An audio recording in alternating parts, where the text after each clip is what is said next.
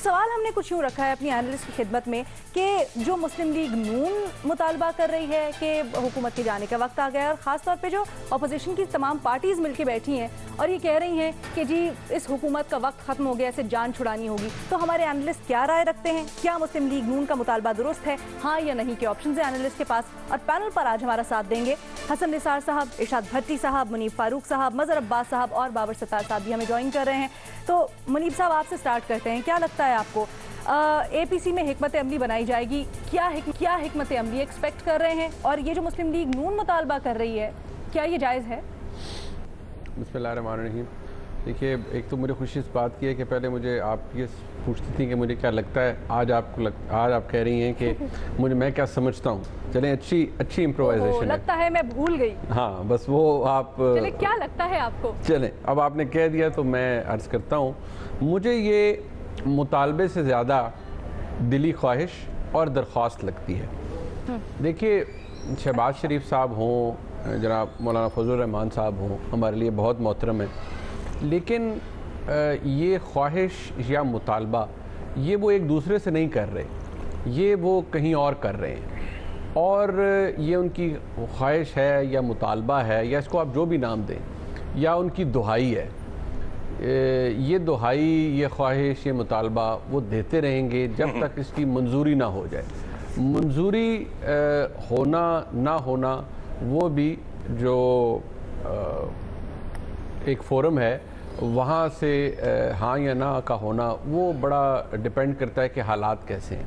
अभी तो कम से कम दरवाज़ा बंद है और उस दरवाज़े के बाहर कतार बढ़ती जा रही है, लंबी होती जा रही है दरख्वास्तों की, या आप ये कहें कि जो दरख्वास्तों की अंबार है वो काफ़ी ऊपर तक जा रहा है। रोज़ एक नई दरख्वास्त आ जाती है, रोज़ एक नई दरख्वास्त आ जाती है इन्हीं मौजूद शख्सियात की जानिब से। फ़िलहाल तो दरवाज़ा बंद है, नो सर्विस का बोर्ड है, और ये ऐसी जगह है जहाँ पर मास्क पहन के भी जाएँ तो फिर भी नो सर्विस है। तो लिहाजा जितनी मर्जी कोशिश कर लें जनाब मौलाना फजलुर रहमान साहब या शहबाज शरीफ साहब, मेरा नहीं ख्याल कि उनकी ये दुहाई जो है ये सुनी जाएगी। उनकी दुहाई सुनी जाएगी। वो जिस तनख्वाह पे काम कर रहे हैं उसी पे करेंगे। अच्छा, इरशाद भट्टी साहब। देखिए जी, मेरे प्यारे भाई और जिनसे मैं जेलस फील कर रहा हूँ आजकल, क्योंकि हसन साहब उनकी तारीफ़ करते हैं, हसन निसार साहब, और मेरा ख्याल है कि हसन साहब को मेरी और चपड़म के अलावा किसी की तारीफ़ नहीं करनी चाहिए।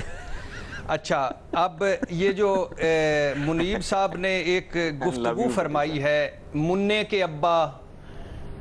के अब्बा अजी सुनिए, वो जो उसके उस पार हैं, वो जो आया करते हैं, वो फोरम हुआ करता था, वो जिस पे यस नो लिखा होता था, उसके बाद गुंजाइश तो कोई नहीं बचती, लेकिन मैं चंद कलमात कहता हूँ। शहबाज शरीफ साहब और मौलाना फजलुर रहमान का हुकूमत के खात्मे पर इत्तफाक, कितना पारा जुमला है, कितनी मौसीकी है इस जुमले में, कितना स्मूथ जुमला है।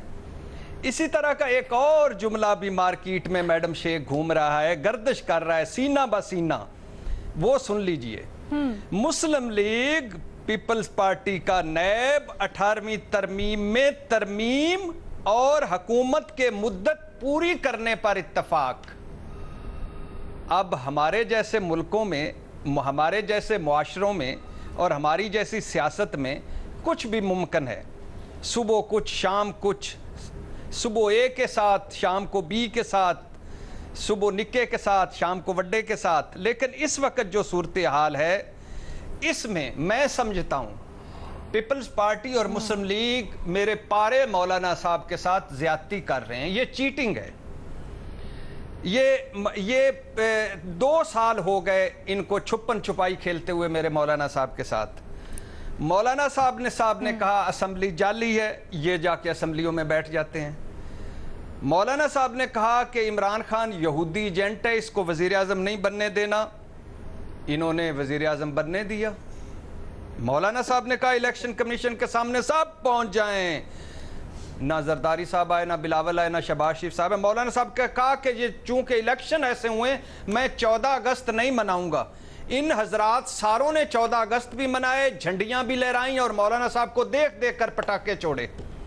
मौलाना साहब ने कहा मैं सदर बनना चाहता हूं, इन्होंने आरिफ अलवी साहब को जितवा दिया। मौलाना साहब ने कहा एपीसी, इन्होंने कहा पीएसी। मौलाना साहब ने कहा रहबर कमेटी, इन्होंने कहा असी पा चुके कमेटी। मौलाना साहब ने कहा मिलियन मार्च धरना 18, इन्होंने ये सब हो गए 9-2-11। आप फिर मौलाना साहब को ये उम्मीदें दिला रहे हैं, नहीं ये ज्यादती है। शहबाज शरीफ साहब, अल्लाह आपको कोरोना की नकाहत से बचाए। अल्लाह मेरे महबूब कायद नवाज शरीफ साहब को डॉक्टर लॉरेंस रुमेश से मिलाए। अल्लाह मरियम नवाज साहबा को बुलवाए और अल्लाह शाहिद खाकान अब्बासी साहब की जमहूरियत को आगे ले जाए। ये मौलाना साहब के साथ ज्यादती है, इस तरह ना करें। और मौलाना साहब, आखिरी बात, लेकिन भट्टी साहब, मोमन एक सुराख से दोबारा नहीं डसा जाता। आप बार बार एक सुराख के आगे आ जाते हैं, ये ना करें। आप तो बहुत तकवा वाले लोग हैं। अच्छा, आपको तो ज्यादा मुझसे पता है इस्लाम का। इन्होंने कुछ नहीं करना मौलाना साहब। पाकिस्तान जिंदाबाद। ये जो आप कह रहे हैं ना, मजहर अब्बास साहब की तरफ लेके चलते हैं। ठीक है, मजहर अब्बास साहब, भट्टी साहब ने जिस तरफ निशानदेही की, लेकिन लोग तो ये भी कहते हैं, नाकदीन तो ये भी कहते हैं कि मौलाना फजलुर रहमान को जो चाहिए था वो कराची में उनके भाई को ओहदे की सूरत में मिल गया। देखिए, अब भट्टी साहब ने इतनी मरतबा मौलाना का जिक्र किया है कि मुझे हबीब जालिब का वो शेर याद आ गया कि बहुत मैंने सुनी है आपकी तकरीर मौलाना, मगर अब तक नहीं बदली मेरी तकदीर मौलाना। जहाँ तक इस अपोजिशन के इत्तेहाद या इत्तेफाक का ताल्लुक़ है, देखिए आजकल कोरोना है और कोरोना में टेस्ट मैच बग़ैर क्राउड के होते हैं। वनडे में भी यही है।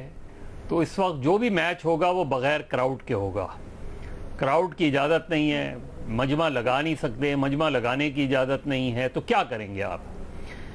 कल रात मेरी हुकूमत के बड़े मजबूत इत्तेहादी से बात हुई। उनसे मैंने पूछा कि क्या सूरत हाल चल रही है, आपके दरमियान बड़ी टेंशन चल रही है। तो उन्होंने कहा हम तो साथ छोड़ना चाहते हैं हुकूमत का, लेकिन हमसे कहा जा रहा है कि अभी हुकूमत कहीं नहीं जा रही, लिहाजा हम जो है वो फ़िलहाल उसी तनख्वाह पे काम कर रहे हैं। तो अब हिज़्ब इख्तिलाफ जितनी मरतबा भी मिल ले, APC हो जाए, अब ये भी पता नहीं कि मुस्लिम लीग नून, जो आपने सवाल रखा है, वो मुस्लिम लीग नून में इत्तेफाक राय से ये बात की जा रही है या इत्तेफाक राय नहीं है इस बात पर कि इस हुकूमत से निजात हासिल की जाए। निजात हासिल करने के आइनी तरीक़े क्या हैं? आप वोट ऑफ नो कॉन्फिडेंस ले आए प्राइम मिनिस्टर के खिलाफ, ला सकते हैं आप? नहीं ला सकते।